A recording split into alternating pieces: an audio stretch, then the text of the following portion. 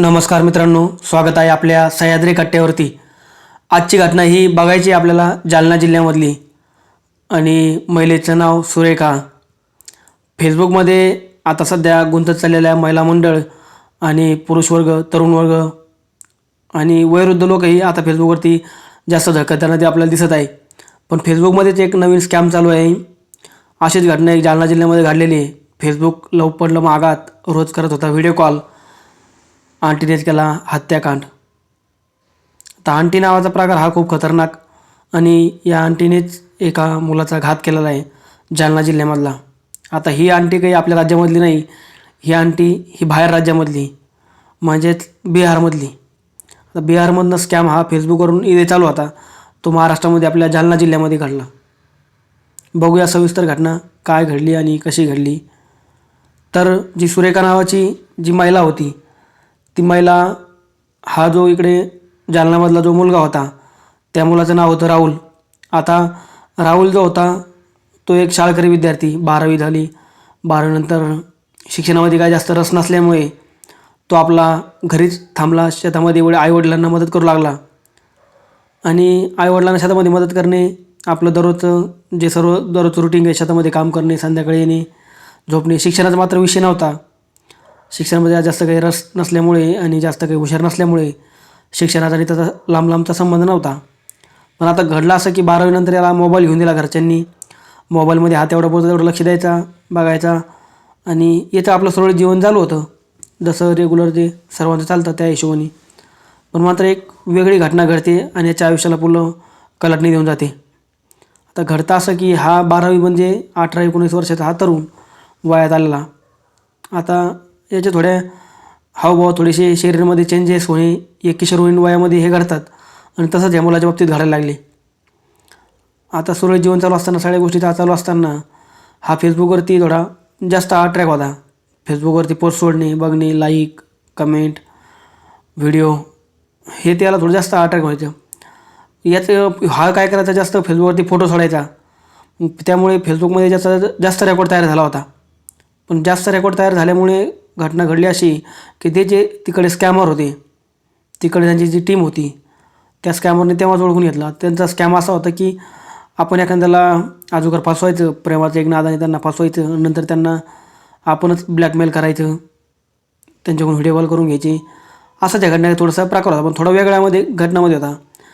तिने त्याला मेसेज केला हाय म्हणून, हिने तिकून मेसेज हाय केला। यालाही मात्र काही कल्पना नव्हती, तिलाही मात्र काही कल्पना नव्हती। तिला तर कल्पना होतीच, तिचा तर पक्का प्लॅन होताच, पण मी नवीन आहे, मी इथली आहे, मी पुणे शहरामधली आहे, असं आहे, मला मित्राची गरज आहे, माझा पती माझ्याकडे थोडं दुर्लक्ष करतो, असं एक ती हिंदीमधून त्यासोबत बोलायची। याला वाटलं असेल कोणी, ह्या हिशोबाने याचं आपलं चालू, यांचं चॅटिंग चालू झालं दोघायचं। बोलता बोलता मग यांनी एकमेकांना नंबर मागितले, नंबर मागून मग कॉल चालू झाला। कॉल चालू होता होतात मग यांचं प्रेमाचं रूपांतर लगेच अतिप्रेम झाल्या कारणानं यांनी लगेच भेटायचा प्लॅन तयार केला। पण भेटण्याचा प्लॅन मात्र त्याच्या पहिले थोडेसे दिवस घातले होते, मोबाईलवरती बोलणे, व्हिडिओ कॉल करणे, याच्यामध्ये असं बरेच दिवस घातले। पण नंतर आता शेवटी 3-4 महिने झाले होते, प्रेमामध्ये पूर्णपणे रस आला होता। आणि या प्रेमामध्ये रस आल्यानंतर यांनी आता व्हिडिओ कॉलमध्ये थोडासा एक ऑनलाईन सेक्सचा प्रकार थोडा जास्त आता आपल्या महाराष्ट्रामध्ये दिसत आहे। वेगवेगळे क्राईम स्टोरी याच्याबद्दल आपल्याला दिसत आहे। ऑनलाईन सेक्स नावाचा एक प्रकार आहे, त्याच्यावरती यांचं थोडंसं चालू झालं आता। तर पण ही घटना याला काय वाटत होतं, तिचा तर पक्का प्लॅन होती ना, पूर्ण रेकॉर्डिंग केली होती। पण आता तिने याला भेटायला बोलवलं पुण्याला। तिला वाटलं आपण याला भेटायला बोलू इकडं, आणि याला भेटायचं नाही, याला आपण इकडं बिहारमध्ये नंतर बोलून घ्यायचं पुण्यामधून, मी इकडे आले असं एक चक्कर सांगून। आता हा तर जास्त बाहेर गेलेला मुलगा नाही, जालना जिल्ह्यामधला, जास्त काही बाहेरच्या शहरातली दुनिया माहिती नाही। आणि हा हिच्या प्रेमामध्ये पूर्ण अडकला होता। याची मात्र घरच्यांनाही कल्पना नव्हती, ना याच्या मित्रांना याची कल्पना होती।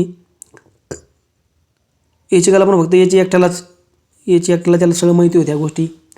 आणि याला काही असं जास्त ह्या म्हणजे वय म्हणजे कमी असल्यामुळे याला बाहेरचं जास्त व्यावहारिक ज्ञान नव्हतं, बाहेर जास्त शहरी ज्ञान नव्हतं, याला बाहेर माहीत नव्हतं ह्या अशा घटना घडतात का काय, याचं त्याला नॉलेज नव्हतं। सहज फेसबुकवर मेसेज आला म्हणून त्याला वाटलं माझा DP बघितला असेल, मी भारी फोटो टाकतो म्हणून मला हाय मेसेज केला असेल यांनी, पुण्यामध्ये असं असतात लेडीज भरपूर, असं त्याच्या एक मनामध्ये तयार झालं। पण याला माहीत नव्हतं आता घटना थोडी वेगळ्या वळणावर जाणार होती म्हणून. घडलं असं की यांनी प्लॅन केला, मग यांचं मोबाईलवरती झालं बोलणं की आपण आता पुण्यामध्ये भेटायचं, तू ह्या ठिकाणी ये, आपण भेटू आणि मग आपण गार्डनला जाऊ, इकडे जाऊ, फिरू, हॉटेलमध्ये थांबू, असं याच्या मनामध्ये तयार झालं. ते ऑनलाईन सेक्स जे करत होते त्यांना आता रिअलमध्ये करू पाहायची इच्छा होता. आणि आता हा जो राहुल होता यालाही तिच्याबद्दल मनाबद्दल आता एक आकर्षण तयार झालं होतं आणि या आकर्षणामधूनच आता एक वेगळा विषय घडणार होता. आता हा जो राहुल होता, हा राहुल इथून निघाला सकाळी बसनी, हा निघाला बसनी संभाजीनगर शहरामध्ये आला आणि तिथून ट्रॅव्हल तो पुणे शहराकडे निघाला. आता पुणे शहरामध्ये गेला तो, तिथे पोहोचला आणि तिथे पोहोचल्यानंतर यांना कॉल करतो आहे. हे म्हटले थोडं आमचं अर्जंट काम निघलं, आम्ही इकडं आलो, आम्ही तिकडं आलो, थोडंसं तिथे थांबतो किंवा मग तिथून इकडे तिकडे असं याने चालू केलं. आता त्याला मात्र काही जास्त लक्षात येत नव्हतं. त्यांची एक टीममधले 2 मेंबर इथं होते, 2 फक्त ते माणसंच होते आणि ही लेडीजची कोण सगळं हँडल करत होती. आता त्या लेडीजनी काय केलं तर याला की याला अगोदर भेटायचं, थोडंसं गोड बोलायचं असं त्यांनी ठरवलं होतं. त्यांनी काय केलं, त्याला तिथं 3 दिवस थांबवलं पुण्यामध्ये. तू थांब, आम्ही येतो आहे, आम्ही थोडं बाहेर आलेलो आहे, असं या हिशोबाने त्यांची 2 माणसं त्याला सांभाळलं तिथे होते. त्यांचे म्हणून नव्हते पण त्याची सोय स्टे करायला माझेच मित्र आहे असं एक थोडंसं वातावरण करून तिथं. मग ती महिला आली, त्याला भेटली लॉजवरती.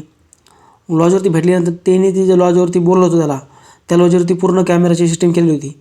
ती कॅमेराची सिस्टीम अशी होती की ती कोणालाही कळणार नाही, कोणाला दिसणार नाही आहे, ह्या हिशोबाने ती सिस्टीम केलेली होती सगळी.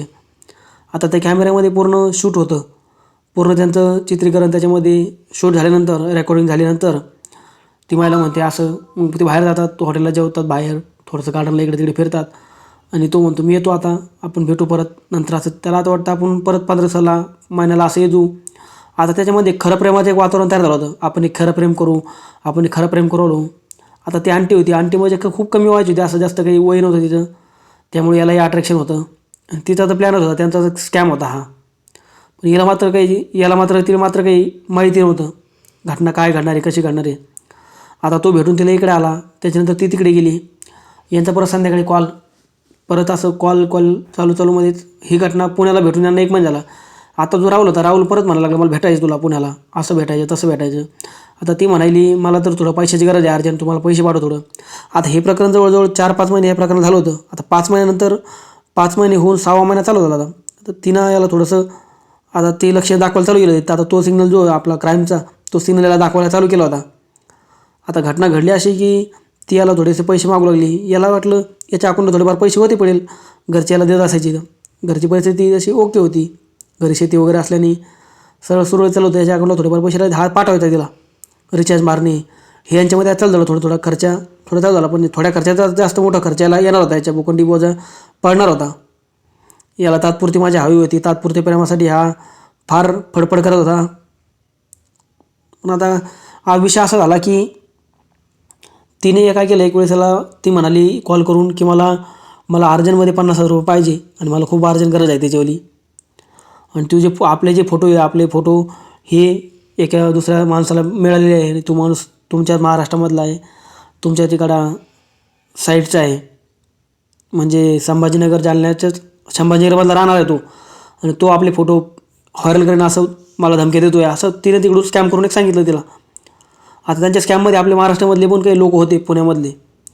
आता तिकडे हा खूप मोठा स्कॅम आहे. आता हिची चाचपणी अजून पोलीस करतायत. ही घटना घडलेली बघा 2022मध्ये. आता 2023 म्हणजे 1 वर्ष होऊन गेलं त्याला हे घटनेला. आता याची चाचणी चालू आहे, अजून याचा तपास चालू आहे अजून बऱ्यापैकी, आणि अशा घटना समोर येत आहेत. एक दिवस याचा उलगडा पूर्णपणे होईल आणि ती पूर्ण जी क्राईम टीम आहे त्यांची ती पूर्ण समोर येईल. त्याच्यामधले काही माणसं त्यावेळेस भेटले, पण काही माणसं अजून भेटलेले नाही. आता तिने याला 50,000 मागितले, म्हटली की आपले फोटो व्हायरल होतील, आपले फोटो व्हायरल करतील. यालाही ती फोटो पाठवले तिने, असे फोटो हे त्या माणसाने मला पाठवले, बाबा तुम्हाला तेवढे पैसे पाठव. आता याच्याकडे ठीक आहे, याच्याकडे 50,000 रुपये यांनी कसे तरी मित्राकडून थोडे घेतले, मला अर्जंट काम आहे, एकाकडून 25 घेतले, एकाकडून 10 घेतले, असं करून यांनी 50,000 जुगाड केला आणि 50,000 तिकडे पाठवून दिले. पण घडलं मात्र असं की आता एकदा 50,000 दिले, आता तर डन झालं, पण आता पुढं आता हा तर फोन करायला तिला घाबरू लागला. आता तर विषय थोडा वेगळा वाढला गेला. आता नंतर असं झालं की परत म्हणले की आता मला 1,00,000 रुपये पाहिजे. मी 1,00,000 रुपये दिले, तुम्ही मी लगेच व्हिडिओ डिलीट मारेन, नाही तर व्हिडिओ तुमच्या घरी पाठवीन, तुमचे जे फोटो आहे ते मी घरी पाठीन असं म्हणतोय तोच कॅमेरा, असं ती मला त्याला म्हणू लागली.